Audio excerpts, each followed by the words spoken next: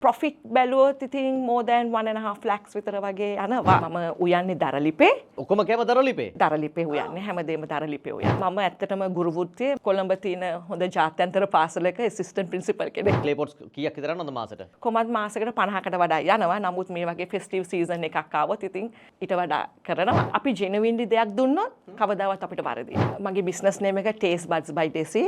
ඒක ඇවිල්ලා ශ්‍රී Lankan authentic rice and curry. කිසිම ප්‍රසර්වේටිව් එකක් නැහැ. සෝසස් මොකුත් නැහැ. මට ඕන වෙන්නේ අපේ කම අපේ ලංකාවේ කම ලෝකෙට ගෙනියන්න. ඉතින් මම උයන්නේ දරලිපේ. ඔක්කොම කෑම දරලිපේ. දරලිපේ උයන්නේ හැමදේම දරලිපේ උයන්නේ. සාමාන්‍ය දරලිපේ උයන කෑමයි ඔය ගෑස් එකක උයන කෑම අතර වෙනසක් තියෙනවද? ලොකු වෙනසක් තියෙනවා. මොකද වෙනස? මම හිතන්නේ ඒකේ රස, වේලාව, ගන්න කාලය අනුව ක්ලේ පොට්ස් වලමයි උයන්නේ. ඉතින් මං හිතන්නේ මගේ කස්ටමර් බේස් එක බිල්ඩ් අප් වෙලා තියෙන මේක නිසා. අන්තික මම කෑම මෙනු එකක් කියලා දානකොට ගොඩක් මැච් කරනවා. මොකද මැච් කරනවා කියන්නේ? කලේක මැච් කරනවා, රස මැච් කරනවා. for example දැන් එකම ජාතියේ එළවලු දාන්නේ නැහැ. ගොඩක් වෙනස් කරලා. එතකොට කස්ටමර්ට variety of ටේස්ට් එකේ variety එකක් දෙන්න තමයි මගේ එකම බලාපොරොත්තුව. සාමාන්‍යයෙන් ක්ලේ පොට්ස් කීයක් විතර යනවද මාසෙට? කොහොමද මාසෙකට 50කට වඩා යනවා. නමුත් මේ වගේ ෆෙස්ටිව් සීසන් එකක් ආවොත් ඉතින් ඊට වඩා කරනවා. කොහමද රෆ්ලි ඉන්කම් එක කොයි වගේද? monthly. ප්‍රොෆිට් බැලුවොත් ඉතින් more than 1.5 lakhs විතර වගේ යනවා. ඉතින් අද අපි ඩෙසරිත් එක කතා කරන්නේ මම දන්නේ එයාගේ බිස්නස් එක විශේෂයෙන්ම ක්ලේ පොට්ස් වල එන දරලිපේ උයන රහම කෑම එකක් ගැන තමයි කතා කරන්නේ. ඩෙසරි කොයිද බිස්නස් එක තියෙන්නේ? මවුන්ට් ලෙවිනියා ගල්කිස්සේ. ඔන්ලයින්ද වෙන්නේ? ඔන්ලයින් දෙනවා. ඔව් ගොඩක් විදිහින් ඔන්ලයින් ඒ වගේම තමයි වචනෙන් වචන ගිලා මවුත් ටු මවුත් ගිලා තමයි මගේ බිස්නස් එක ඩෙවලොප් වෙලා. මොකද ඔයාගේ මේන් ජොබ් එක මොකද්ද? මම ඇත්තටම ගුරු වෘත්තියේ කොළඹ තියෙන හොඳ ජාත්‍යන්තර පාසලක ඇසිස්ටන්ට් ප්‍රින්සිපල් කෙනෙක්. දැන් ඒ වගේ ඉන්ටර්නැෂනල් ස්කූල් එක ඇසිස්ටන්ට් ප්‍රින්සිපල් කෙනෙක් වගේ ඉන්නකොට කොහොමද මේ බිස්නස් එක කරන්නේ? මේකට කොහොමද කාලය දාන්නේ? කොහොම හරි කාලය දානවා. මේක මගේ හොබි එක. මගේ මං කරන රස්සාවටත් මම ආදරේ, මගේ හොබි එකටත් මම ආදරේ. මම හිතන්නේ ඒ නිසා මං කොහොම හරි කාලය හොයා ගන්නවා. දැන් ඔයාගේ කෑම රහයි කියලා මුලින්ම කවුද කිව්වේ?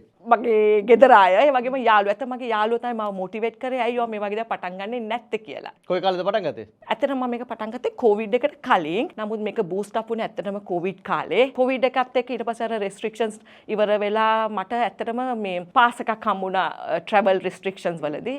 ඇත්තටම ලහිරු කියන්න ඕනේ ඒක නම් මාර අත්දැකීමක්. ගොඩක් මගේ ක්ලයන්ට්ස්ලා හිටියේ පිටරට. ඉතින් ඒගොල්ලන්ගේ දෙමව්පියෝ මේ අයිසොලේට් වෙලා හිටියා. ඉතින් මම ගිහලා කෑම දුන්නා.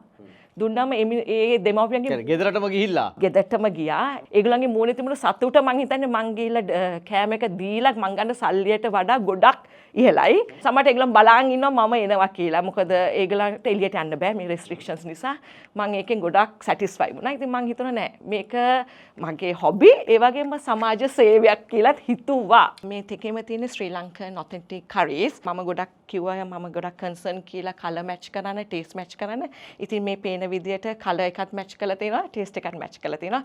මේක චිකන් පොට් එකක්, මේක ප්‍රෝන් ඇන්ඩ් එග් පොට් එකක්. ඔයා ලංකාවේ කොළඹ තියෙන ප්‍රධානම ඉන්ටර්නැෂනල් ස්කූල් එකේ ඇසිස්ටන්ට් ප්‍රින්සිපල් කෙනෙක් හැටියට, ඒතකොට ටීචර් කෙනෙක් හැටියට කොහොමද මේ වගේ ඔයාට අපි ගමුකෝ ලංකාවේ කාන්තාවක් හැටියට ගත්තොත් එහෙම මේන් ජොබ් එකක් කරන ගමන් තව හොබි එකක් හැටියට මේ වගේ හොඳ ඉන්කම් එකක් තියෙන එක කොයිතරම් හොඳයිද?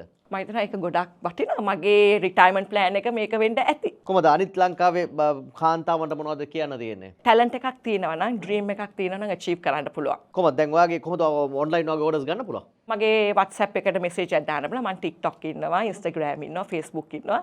ඒ ඕනම එකකින් මට මාව කන්ටැක්ට් කරගන්න පුළුවන්. ස්ටෝර් එකක් දාන්න තාම ප්ලෑන් නැහැ. ඒක තමයි මගේ රිටයර්මන්ට් ප්ලෑන් එක. කොහොමද මොනවද ඔයා කියන්නේ මේ තියෙන වගේ රයිස් ඇන්ඩ් කරි එකේ කරි චේන්ජ් වෙනවා කියලා සාමාන්‍ය මොනවද පොපියුලර් කරිස් මොනවද තියෙන වගේ න? මම ඔක්කොම හදන්නේ ශ්‍රී ලංකන් ඩිෂස් අපේ ගමේ කෑම අම්බ පොලොස් දෙල් කොස් ඒවා.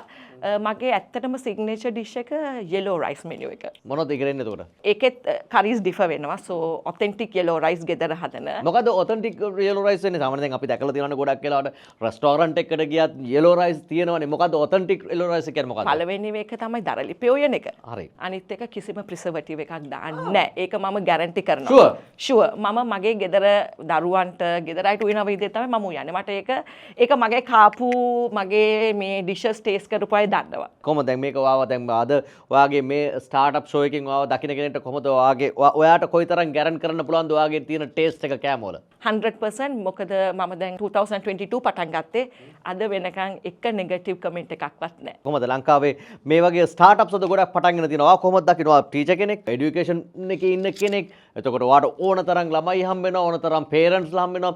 අද ස්ටාර්ට්අප්ස් මේ වගේ ගොඩක් ලංකාවේ බිහි වෙලා තියෙනවා. කොහොමද දකින්නේ මේක?